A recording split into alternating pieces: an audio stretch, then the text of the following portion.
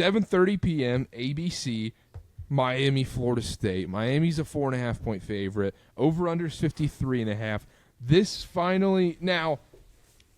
Virginia kind of ruined this game a little bit. It took a little juice out of the game. It would be a lot better if these were two undefeated teams. We were going to get top 10 matchups. It's going to feel a little bit heavier. But now this becomes a big time game for Florida State because now that they choked to Virginia, all of a sudden they could have two losses in the ACC at this point. Then even if they win out, they might not even make the ACC title game, and then they're going to be a playoff bubble team by the end of the year, even if they're 10-2. But that is what's crazy is that's what we expected from Florida State coming into, at least what I expected. I didn't even expect to have this conversation about them at this point in the year. I love Tommy Castellanos. Was high on him last year at Boston College. He's going to blow one or two of these games for Florida State. And that's not a knock on, that's just what the nature of his game is, right? Yep. So you would think they drop one or two more before the end of the year. Do we think it's this week? I keep going back. If this is classic head versus heart, my head says Miami. My heart says buy low on Florida State after the loss to Virginia. Not a bad Virginia team. I have no clue. I'm just trying to differentiate between like that week 1 game against Alabama. All of a sudden, all the goalposts move for Florida State. And it's like, this is a top 10 team. Like, they're going to win the ACC. Clemson's not good this year, so it's Florida State's year. Nobody was saying that preseason. Nobody was saying this is Florida State's year to win the ACC. Or they're going to be 11-1 and make the playoff. You beat Alabama week 1 in that kind of fashion, the goalposts move. The expectations move. And that's, I think, what's happened here. I'm trying to differentiate in my own head what I actually feel versus what I'm kind of being fed. Like, oh, Florida State's a top 10 team. Do I believe that? Probably not. I think where I'm trying to, because I understand the internal dialogue that you were having about that.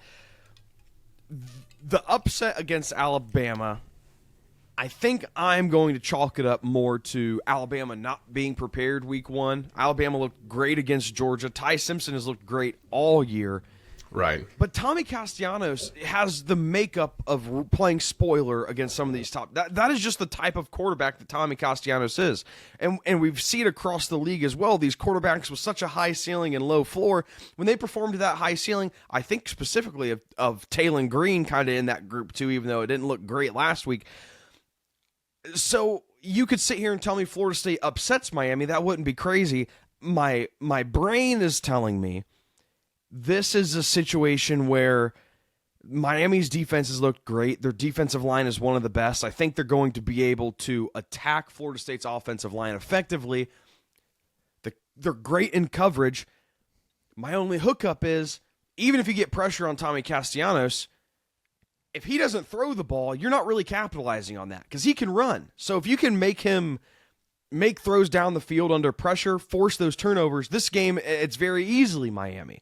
The problem is, if you collapse the pocket on him and he escapes and he just runs for 15 yards, we're having a different conversation. You know, my other hang up about this game is I'm in the same boat as you, Dylan, where my mind says, Miami, but my heart kind of says Florida State. This is Miami's first time not playing at home. Took until week 6, and yeah, they've played at home their first 4 games.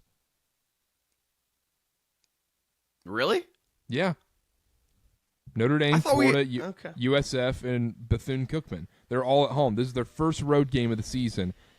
We saw how insane that environment was in Tallahassee for that Alabama game. Are we a little nervous about this Miami team first road test in Tallahassee right here? Mike Norvell, Tommy Castellanos, and this FSU team coming off a kind of a loss, and then, and it's not necessarily a shorter week for Miami, but I guess Florida State got an extra day of rest, but that's irrelevant. I really think the home field advantage is going to be the deciding factor here. And I kind of want to go Florida State.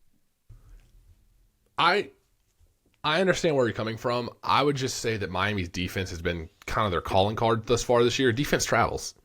Mm-hmm. Fair, but the defense they've held their opponents.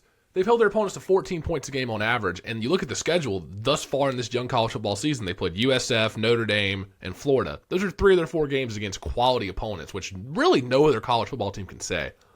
Notre Dame's doing a lot of work there.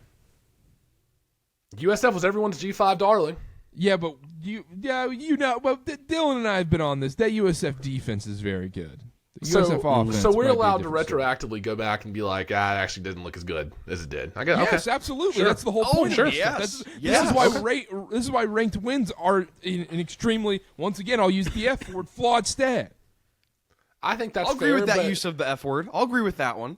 but that wasn't. I didn't say, they've played 3 elite teams. They played 3 quality teams. Like they didn't play Bethune-Cookman 4 weeks. They didn't play Utah State or Ball Sac State and San Jose State. Like they Sure. played 3 of the 4 games against, I would say, quality opponents.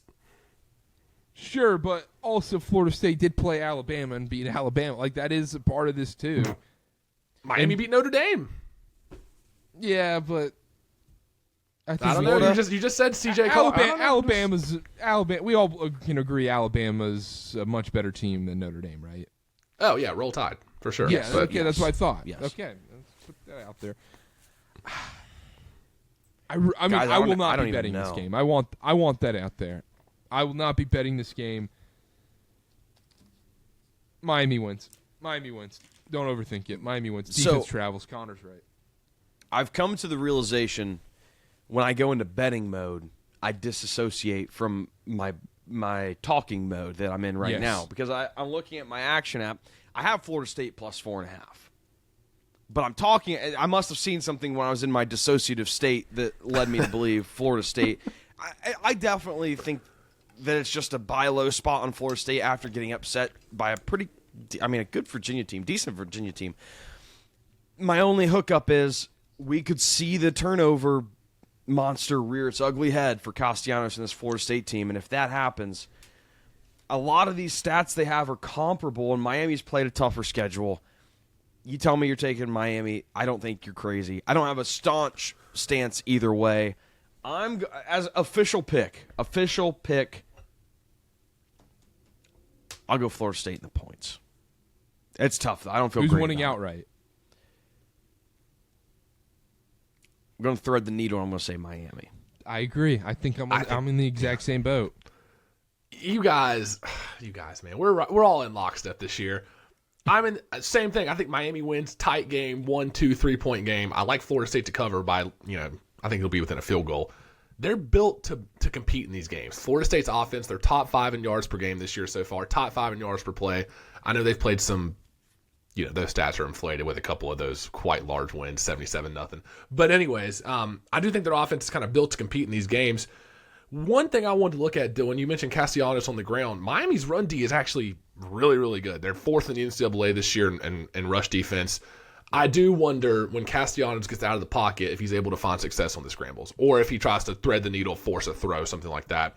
I think the key to Miami here is get him behind the sticks, make him be put in uncomfortable situations, 3rd and 11, 3rd and 13. Try to make him make a play that he's not comfortable doing. I think that's the key to Miami here. I do think this is a tight game. I wrote down weird final score, 28-26.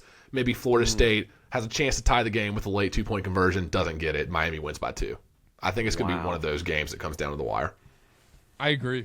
I'm in on that too. Yeah. One other note on Florida State that makes me a little bit nervous. Virginia was kind of able to run the ball at will on them. Yeah. Yeah. Their Morris was- rush defense. Florida State's rush defense is the weakest part of the defense. They're 50th in EPA allowed per rush, negative .08.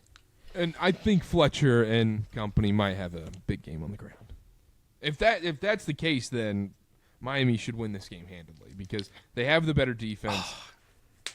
You bring up a great point. You control the time of possession. You make Castellanos feel like he has limited time. Yeah. Maybe he forces some things. Oh, man. I'm telling you, man, I do worry about Carson Beck going on the road playing at Tallahassee. And I mean, Miami wins.